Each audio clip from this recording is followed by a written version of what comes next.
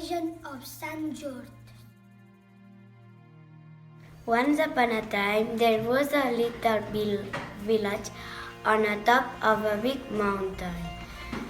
The king and his daughter lived in a castle near the village. There was also a big green dragon. He could walk, swimming, and fly. The dragon lived in a cave with the sheep, pig, horses,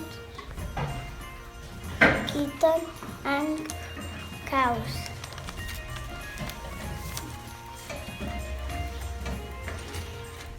The dragon untied the princess. The king and the queen were very sad. Goodbye, Mom and Dad. The dragon was very hungry.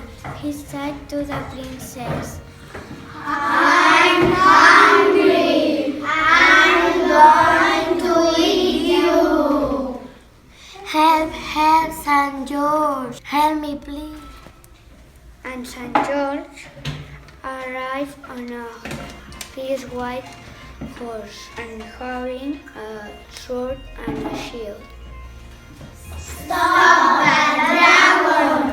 I'm not afraid of you!" And sneak and snap, the dragon was covered in blood. And from the dragon is plant a beautiful red rose was born. St.